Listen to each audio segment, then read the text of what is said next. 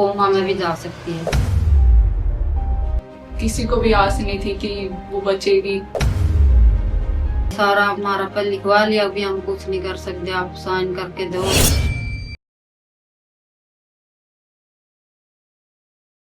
मेरा नाम आंचल है।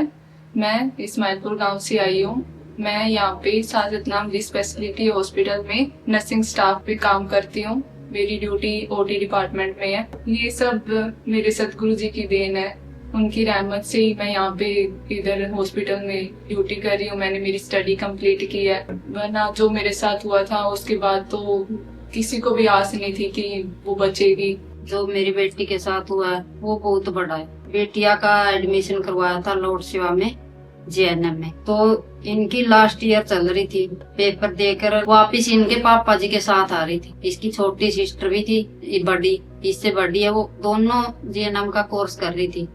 इनका लास्ट पेपर था उस दिन, जब ये पेपर दे के आई तो आते आते इनके पापा की स्कूटी के सामने कुत्ता आ गया। कुत्ता आने से आराम से स्कूटी चला रहे थे, पता नहीं एकदम ब्रेक लगाने से बिटिया इतनी ऊंचे उछल के धड़ाम से नीचे गिरी। इसको कोई पता नहीं, इसका सिर लगा, अंदर से सिर फूट के खून अंदर चालू हो गया।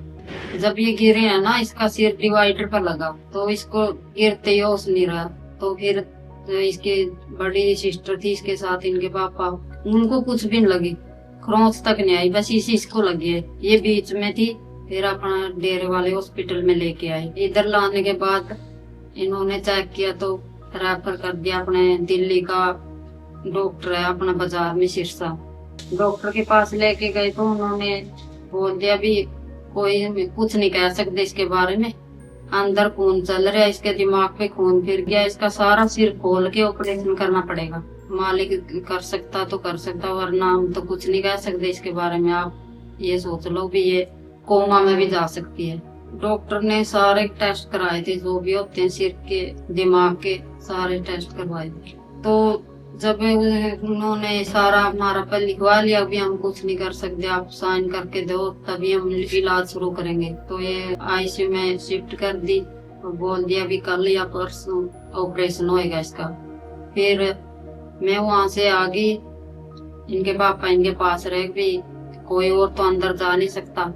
मैं आते समय रात का टाइम था, 8 या 9 का टाइम था। मैं मस्ताना धाम में आई, ये 13 वास के सामने में गिर कर सतगुरु से के चरणों में अरदास की कि हे गुरुजी, या तो बिटिया को स्वस्थ कर दो, या कोमा में चली गई तो ना या उस साइड की ना उस साइड की। तो गुरुजी ने ऐसी कृपा करी, ऐसी रहमत करी, तो अगले दिन बिटिया को होश आ गया और जो खून अंदर रुका था नहीं, कान के जरिए बाहर आने लग गया। 3 दिन कान से खून निकला। फिर इसका चौथे दिन छुट्टी दे दी, बिल्कुल ठीक होती आई, ना ऑपरेशन करना पड़ा। मैं 13 वास के सामने होकर के अरदास करके चली। छोटी बिटिया सिमरन कर रही थी, जो इसके साथ थी बड़ी बात, वो सिमरन कर रही थी। गुरुजी ने उसको साक्षात दिखाया। गुरुजी यहाँ से जा रहे थे 13 वास में, जाते दिखे, सड़क, हमारा मकान सड़क के सामने है, पास ही है। तो उधर से तूफान सा दिखा, ऐसे तूफान में गुरुजी जा रहे थे। तो हॉस्पिटल में जाते हुए भी दिखे, एकदम बिटिया को गुरुजी ने ऐसे उठा लिया। अपने उठाने से एकदम ठीक होती आई और ऐसे बोला उनको, बेटा बिटिया को कुछ नहीं होगा बेटा, ठीक है अभी ये बिल्कुल। उन्होंने ऐसा देखा तो अगले दिन इसको होश भी आ गया और ये ठीक भी होगी। जब हमने डॉक्टरों से पूछा तो डॉक्टर ने यही बोला भी है इस तरह तो कोई भी ठीक नहीं हुआ, जितनी जल्दी ये बिटिया ठीक हुई है, इतना जल्दी तो जो इसका एक्सीडेंट हुआ था ना, कोई भी ठीक नहीं हुआ। 3 साल लग जाते हैं, किसी को 6 महीने लग जाते हैं, ये 3 या 4 दिन या 5 दिन के अंदर कोई भी ठीक नहीं हुआ। हम तो साक्षात अपने गुरु को बस परमात्मा का रूप समझते हैं, हमारे लिए तो भगवान का रूप है सतगुरु। जब मेरे घर वालों ने मुझे बताया उस टाइम पे तो मैं बिल्कुल शॉक्ड हो गई थी।